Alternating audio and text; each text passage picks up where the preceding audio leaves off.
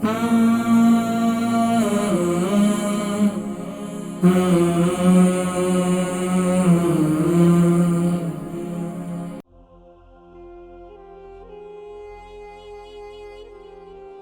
में इनके दर्द हो रहा है और इसी तरीके से इनको इनके कमर का भी ऑपरेशन हुआ है। जी अस्सलाम वालेकुम। वालेकुम सलाम। जी नाम, उम्र, वजन? आवाज आ रही है? जी जी आपकी आवाज आ रही है। मुझे मेरे हिप में दर्द है दोनों साइड। पहले नाम बता दें, नाम क्या है? अस्मा अली। अस्मा मेरा नाम अली। मिसेज अली है जी। अच्छा मिसेज अली, उम्र कितनी है? 65 55 या 74? 65 65। अच्छा वजन कितना है? 70। जी फरमाइए मेरी बहन, क्या बताया आपने, क्या प्रॉब्लम है? जी मेरे हिप में दर्द है कितना अरसे से? और सोज भी है। अच्छा दोनों साइडों में हिप में दर्द है या एक साइड पे? जी दोनों साइडों में। दोनों साइड में। आपका पेट भारी है? कमर का हुआ था और उसका दर्द बहुत था और अब वो तो ठीक है। दर्द कमर का दर्द ठीक है, हिप में हो गया दर्द। वो सोच भी आपको पेशाब सही आ रहा है, छोटा पेशाब? जी ठीक है। अच्छा ठीक है, ये बताएं कि पानी कितना पीती हैं आप? पानी कोई 4-5 गिलास पीती हूँ। अच्छा ये आपको नीचे हिप में दर्द हो रहा है या थोड़ा सा ऊपर वाले साइड में जहाँ किडनी होते हैं यहाँ भी दर्द है? जी ऊपर, थोड़ा सा ऊपर इसमें है तो वो सोच भी है तो। अच्छा ये कमर का आपका ऑपरेशन कब हुआ था?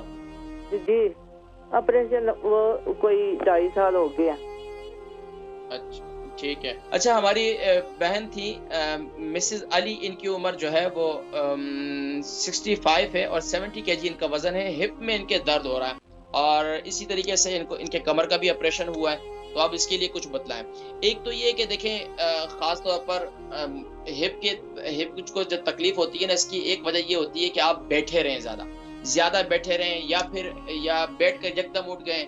ये एक तो कमर की तकलीफ की वजह से भी आपको यानी कि ऑपरेशन हुआ था, उसके बाद भी ये हो सकता है। और दूसरी जो आप हिप के बाद मैंने आपसे पूछा, आप बतानी थी कि थोड़ा सा ऊपर भी तो हो सकता है कि ये किडनी के भी दर्द हो।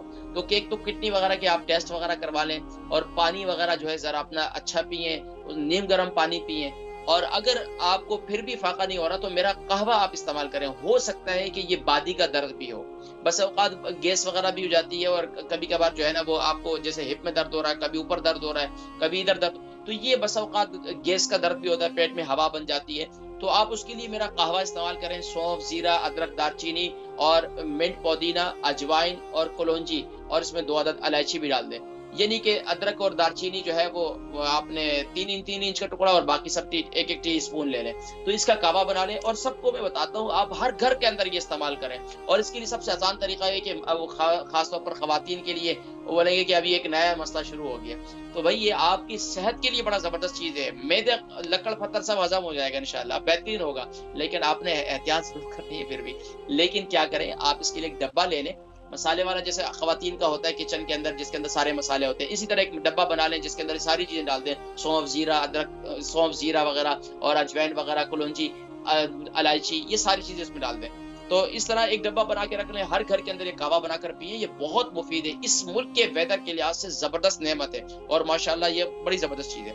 तो आप भी वो कावा इस्तेमाल करें, इससे इंशाल्लाह आपको काफी फाका होगा। दूसरा, आप मसाज करें। मसाज के लिए जो है हमारा, मैंने जैसे जिक्र करता हूँ, तिल का तेल, कलौंजी का तेल और जैतून का तेल, इसके अंदर मजीद मुफीद बनाना है तो उसके अंदर आप जो है वो भी शामिल कर दें। अदरक का जूस, यानी 50-50 ग्राम वो ले लें, तेल ले लें और 40 ग्राम जो है अदरक का जूस लें, उसमें शामिल कर दें। इसको नीम गर्म करें, इसको इस्तेमाल करें जब भी आपको जरूरत है। अच्छा इसमें ये खराब नहीं होता, इसको आप इस्तेमाल करें, मिक्स कर लें अच्छी तरीके से एक ही बोतल के अंदर और इसका मसाज किया करें रात को सोने से पहले, तो इससे इंशाल्लाह आपको फाका हो जाएगा।